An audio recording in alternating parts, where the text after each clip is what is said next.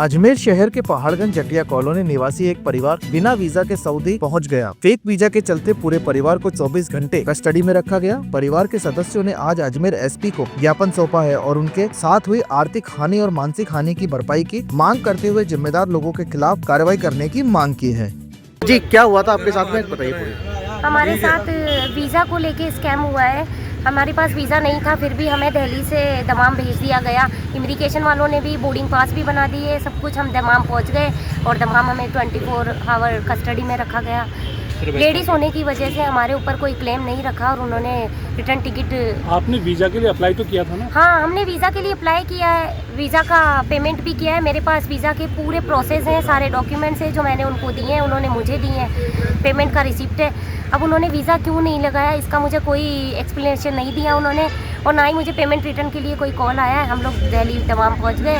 दमाम में हमारे साथ 24 आवर कस्टडी में रखा गया और हमें कहा गया कि आप रिटर्न टिकट करवाएं और इंडिया जाएं। आपके साथ वहाँ कोई मिसबिहेव तो नहीं हुआ? नहीं, वहाँ की सरकार को मैं बहुत ज़्यादा अच्छा कहती हूँ, क्योंकि वो लेडीज़ के लिए बहुत अच्छे रूल्स एंड रेगुलेशंस फॉलो करती है। हाँ, इसकी जगह अगर कोई जेंट्स होता तो उन्हें कस्टडी में भी रखते और उन पे क्लेम भी लगाते। इतनी बड़ा जो मिसअंडरस्टैंडिंग हुई वो किस तरीके से हुई? वो इस तरीके से हुई है, ये दिल्ली एम्बेसी में क्या चल रहा है क्या नहीं मुझे नहीं पता। वहाँ लोग क्या करते हैं, इमिग्रेशन वाले क्या कर रहे हैं, दमाम एयरपोर्ट जो एयर इंडिया एक्सप्रेस जिसके थ्रू हम लोग गए थे, जिस फ्लाइट में हम बैठ के गए, वो क्या कर रही हैं, वो क्या करते हैं, उनको ये नहीं पता कि ये वीज़ा है या नहीं है। उनको ये पता होना चाहिए। हम लोग तो चलो अरबी नहीं आती, हिंदू हैं, मोमडन नहीं है, हमें किसी चीज़ से कोई लेना, लेकिन वो तो रात दिन काम करते हैं, उन्हें सब कुछ पता है क्या वीज़ा है क्या वीज़ा नहीं है, फिर भी उन्होंने हमें जाने दिया बिना वीज़ा के। हमें जो दिक्कत दमाम में हुई है उसके लिए हम सरकार हमें कोऑपरेट पेमेंट को लेके कर सकती है, हमें मुआवजा दिला सकती है। हमें जो दिक्कत हुई है उसका कोई मुआवजा नहीं है। मेरे फादर को जो दिक्कत हुई है वहाँ हमारी 40 से 50 लाख की गाड़ी का जो नुकसान हुआ है, मेरे फादर को कुछ दिक्कत नहीं हुई, वहाँ उनको कोई जान हानि नहीं हुई है। ये सबसे बड़ी भगवान का बहुत बहुत धन्यवाद कि उन्होंने मेरे फादर को बड़ा सही सलामत रखा।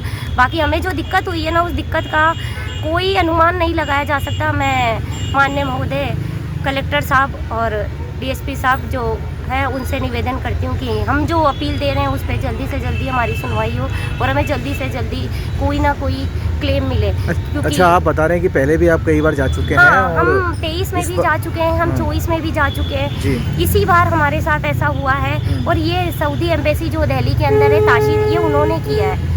अब ताशीर वालों ने ऐसा क्यों किया है ये वही बताएंगे। हम वहाँ जाके उनसे बात करेंगे कल, वो क्या बोलते हैं हम आप लोगों को आकर जरूर बताएंगे। आपका जो नुकसान हुआ उसके लिए क्लेम के लिए नुकसान जो हुआ है उसका क्लेम हमने 2.5 से 3 लाख रुपए पेमेंट आने जाने में लगाया है।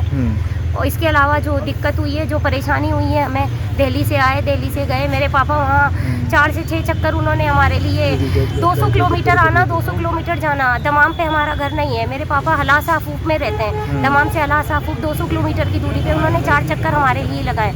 उनको जो दिक्कत हुई है, उनका एक्सीडेंट हुआ है वहाँ पे, उस एक्सीडेंट में जो कार है वो 40 से 50 लाख की वो पूरी चूर हो गई है। वो आज भी सऊदी की कस्टडी में है कार, उसका कोई अभी हम लोगों ने क्लेम नहीं लिया। अच्छा, वीज़ा के लिए आपने कितना खर्चा? वीज़ा के लिए मैंने 64,297 रुपये का UPI पेमेंट किया था, उसकी रिसीप्ट मुझे ताशीर वालों ने दी है। कुल आने जाने में कितने रुपए लगे? कुल आने जाने में 2.5 से 3 लाख रुपए खर्च हुए हैं हमारे।